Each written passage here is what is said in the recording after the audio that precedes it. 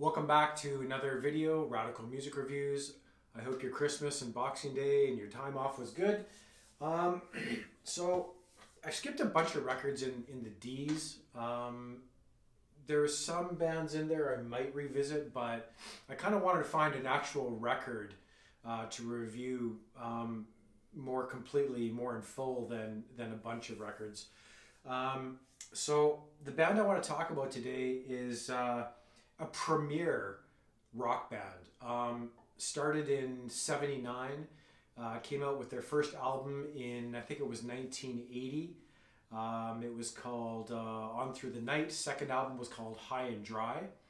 And in the early '80s, at this time, there was a lot of different styles of rock. You had the LA metal scene. Motley Crue is a prime example. You had the heavy metal scene. Iron Maiden, Judas Priest were still really big in the early '80s. Punk was dying down at that time. A few bands, particularly The Clash, kept on going. And then in your mainstream rock, you kind of had the '70s transition into the early '80s of that style. Just that, the uncomplicated four-piece rock unit, still kicking it. And then you had hair metal. Now, hair metal came out probably around the mid '80s, '85, '86, and it was a result of a few bands that kind of went glam rock, hair rock. But this band that I'm going to talk about today, actually, they kind of are sometimes lumped into that, but they're really not. They're a fantastic band. The third album they came out with, Def Leppard, is the band, and Pyromania is the album. Now, Pyromania is a record that I think I was 11 or 12 when it came out, and this is before I was really into Van Halen or the Stones or any of these bands. This album, I loved it. I loved it so much. I mean, I was air singing it in my bedroom like crazy. There's not a bad song on this record.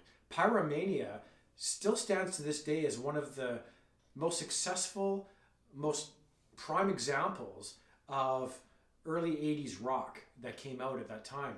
Now, On Through the Night and High and Dry, they're great albums. I mean, you could hear bits of what Pyromania was going to become, and that's what made those two albums great. Was the catchy hooks, the guitar, the harmonies, the great melody that they had.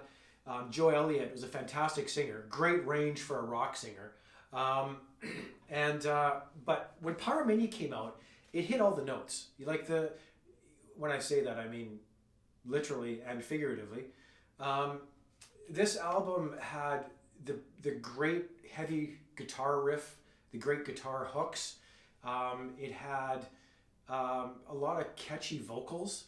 The way that they used the vocals, the backing vocals with Joe Elliott's lead was done very well. And it rocks. This album rocks. To this day, it still holds as a fantastic rock album. It sold 10 million units. Now, I remember as a little kid seeing this album everywhere. And they came and they toured Vancouver, and I wanted to go see them. I was 12, I think.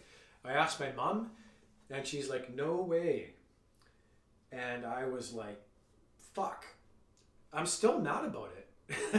I still tell my mom I missed the Pyromania tour because honestly, everybody knows it, I'm sure.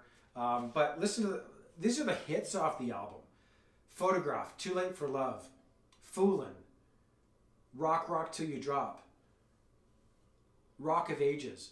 Those are just the hits they had. But the whole album's great. Like every song, there's not a bad song on here. Now, moving forward to Def Leppard's next album, which was Hysteria. This is where some of you diehard Def Leppard fans may kind of separate from my opinion, and that's cool. I mean, whatever, I don't care. But Hysteria watered down what Pyromania was. They made it marketable. Def Leppard appealed to more females. There was more women wearing, Def Leppard jackets and stuff. When this album came out, this was kind of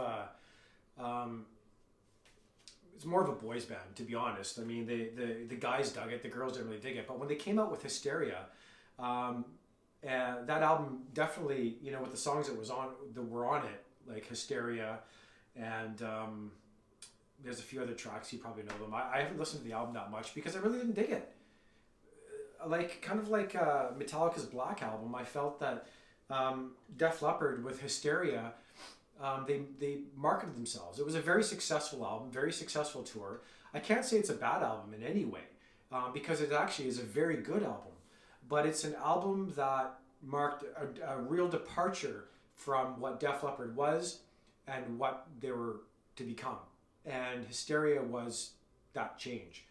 Now, I still look at Pyromania with a lot of fondness, and I listened to it coming home from work today, and man, I got to tell you, I mean, my ass was shaking in the seat. This is still a great album, but for me, this is where Def Leppard ended. Their first three albums, I think they peaked with Pyromania, and after that, I think they just kind of, for me, they fell off. They lightened their sound. They became a sound for everyone.